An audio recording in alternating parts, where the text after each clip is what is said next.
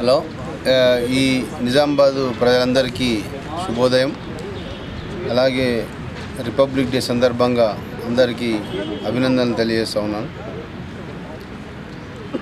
ఈరోజు ఈ బిజియెస్ట్ సమాజంలో, ఈ సొసైటీలో ఇలాంటి క్రీడల పోటీలు నిర్వహించడం అనేది చాలా అభినందనీయం. ప్రెస్ మిత్రులందరికీ ఈ సందర్భంగా రిపబ్లిక్ డే దినోత్సవం సందర్భంగా శుభాకాంక్షలు తెలుపుతూ ఈరోజు ఇలాంటి ప్రోగ్రామ్స్ పెట్టుకోవడం మీ ఆరోగ్యాలకే కాకుండా ఒక హెల్దీ సొసైటీని, ఒక ఆరోగ్యమైన, ఒక ఏ కల్మషం లేకుండా ఉండే సొసైటీని నిర్మించడంలో ఇలాంటి ఆటల పోటీలు భాగమైపోతాయి. చాలా సందర్భాలు చూస్తున్నాం. ఇది జగమెరిగిన సత్యం. ఒక్కొక్కరికి ప్రెస్లో కూడా చాలా గ్రూపులు కానీ అవి ఉంటాయి. కానీ అవన్నీ పోవడానికి ఇలాంటి ఆటల పోటీలు, ఇలాంటి సామూహిక కార్యక్రమాలు పెట్టినందువల్ల మనుషులలో కక్షలు, కార్పణ్యాలు పెరగకుండా, ఒకవేళ అట్లాంటివి ఉన్నా కానీ కోల్పోయే అవకాశం ఉంటుంది. ఈ సందర్భంగా మీ అందరికీ శుభాకాంక్షలు తెలియజేస్తూ, నిజామాబాద్ జిల్లా ప్రజలందరికీ ఒక విన్నపం ఏంటంటే, ఇప్పుడు ఈ సైబర్ క్రైమ్ వల్ల చాలా మోసపోవడం జరుగుతూ ఉంది పబ్లిక్.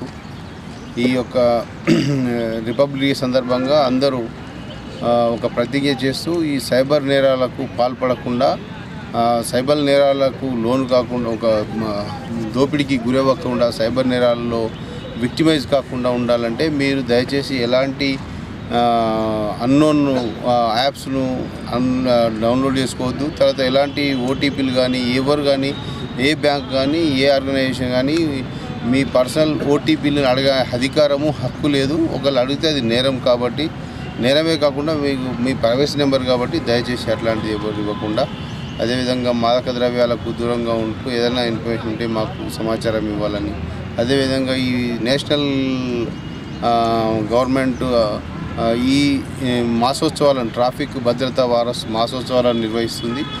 దానిలో భాగంగా అందరూ ఈ ట్రాఫిక్ రూల్స్ను, ట్రాఫిక్ నిబంధనలను గుర్తెరిగి బండి మీద పోయే వాళ్ళు హెల్మెట్ పెట్టుకొని, లేకపోతే లైసెన్స్ తీసుకొని, ఇన్సూరెన్స్, కార్లో వెళ్ళాలి సీల్ బెల్ట్ పెట్టుకొని మీ ప్రాణాలను మీరు రక్షించుకోవాలా అని కోరుకుంటూ, ఎవరైనా మైనర్స్కి డ్రైవింగ్ ఇవ్వకుండా పేరెంట్స్ని మళ్ళీ ఒకసారి నేను రిక్వెస్ట్ చేస్తూ ఉన్నాను. ఒకవేళ మైనర్స్ ద్వారా యాక్సిడెంట్ అయ్యి పిల్లలు చనిపోయినా మీకు గర్భశోకము, మీకు ఒక జీవితాంతం ఉంటుంది. కాబట్టి చిన్నపిల్లలకి ఎట్టి పరిస్థితుల్లో బండి ఇవ్వద్దు.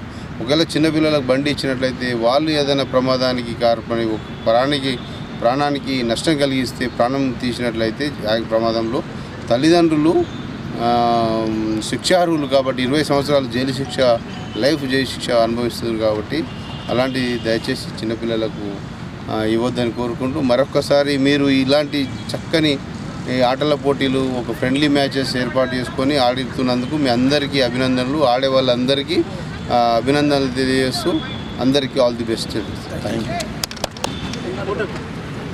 ప్రెస్ వారు, నిజామాబాద్ ప్రెస్ క్లబ్ వాళ్ళు, మరి ఎలక్ట్రానిక్ మీడియా, ప్రింట్ మీడియా వాళ్ళు నిర్వహించినటువంటి క్రికెట్ టోర్నమెంట్ కానివ్వండి, అలాగే షటిల్, మరి ప్రతి సంవత్సరం 26 జనవరికి ముందు, మరి నేను ఇంతకుముందు కూడా చాలా మాటల పేపర్లో చూడడం జరిగింది.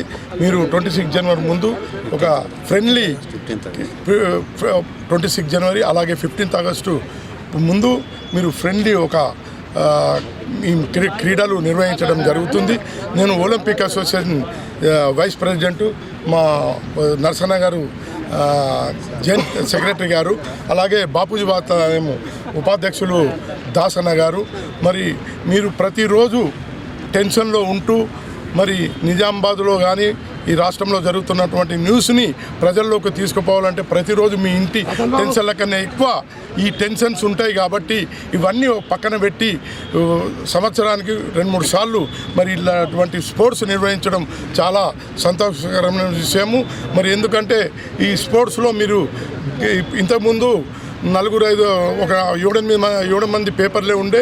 ఈరోజు చూస్తూ ఉంటే ఎలక్ట్రానిక్ మీడియా కానివ్వండి, అలాగే ప్రింట్ మీడియా కానివ్వండి చాలా వచ్చేసినాయి. కాబట్టి మరి ఇది ప్రజల్లో తీసుకుపోవాలంటే, మరి వాస్తవం తెలపాలంటే మరి మీ తరపు నుంచే తెలుస్తుంది. కాబట్టి మరి మీకు ధన్యవాదాలు తెలియజేస్తూ ఇటువంటి కార్యక్రమాలు ఇంకా ముందు మీరు చాలా వరకు తీసుకోవాలని నేను కోరుకుంటూ, మరి బాపూజీ వాతాలయం ఎలక్షన్లో నేను అధ్యక్షునిగా వైస్ ప్రెసిడెంట్గా మా కమిటీ మొత్తం గెలవడం జరిగింది.